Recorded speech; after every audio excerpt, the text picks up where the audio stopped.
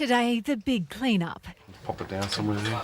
Companies specialising in repairing water damage were run off their feet after yesterday Brisbane saw its heaviest rainfalls in decades. Well, after so long of a big dry in Brisbane, who can believe the level of this rain? I'm on a suburban street and just look at it. When they say it never rains, it pours, they know exactly what it means here on Maclean Parade at Ashgrove. Years of little trouble, then the big storms last November put their street under. In less than 6 months, they've watched it all happen again.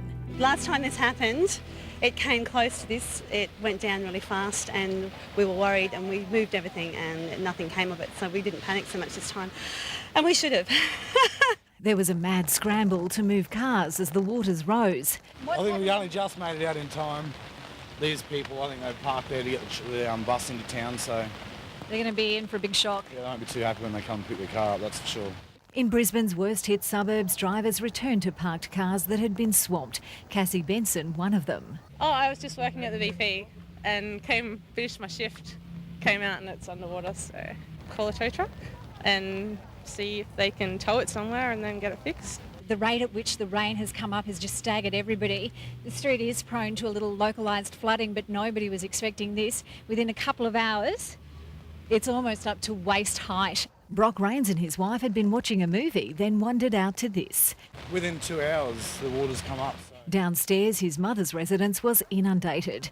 Next door, Leah Pearson was lucky neighbours helped her move possessions to higher ground before the bottom of her house became an extension of the nearby creek. Underneath our house, we had to put the washing machine up on the coffee table and the mower. Some were having fun.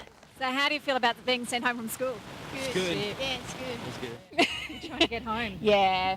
Okay. I'm down in the gully, just you down might there. need some flippers. So, yes, I think so. At Barden, the Mears have lived trouble-free on Ithaca Creek for 22 years, staggered to see it breach its banks twice in 6 months, wiping out their prized tennis court. We've just had all new fences that have been put up probably in the last week or so that have just totally got swept away. Yeah, we're all flooded underneath our house now. And even if you weren't hit as bad as this, chances are you've had some sort of soaking. So as New Life Restorations moved in for a clean-up at this Grange house today, we asked for tips on how to minimise the damage after a flood.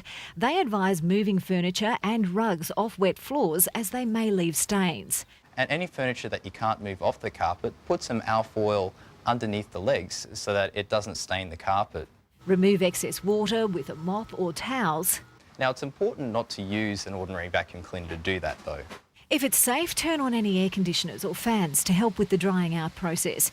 If you have carpet, Lex recommends calling your insurance company first to see what they suggest. It's probably not a good idea to pull it up from the edges simply because it can damage the carpet. And in most water damage situations that we attend, the carpet is recoverable. It's advisable to have damaged carpet cleaned as soon as possible. Once it gets into a mould damage situation, then it could cost thousands of dollars to fix. So definitely call your trained professional straight away. In some cases, lack of home maintenance is the culprit. Blocked gutters and loose roof tiles can allow water in. It's a good time to be assessing your drainage as well. And typically water thunders down.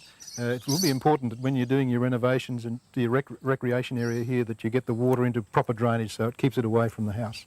Precautionary measures particularly relevant as we wait to see if the worst has indeed passed.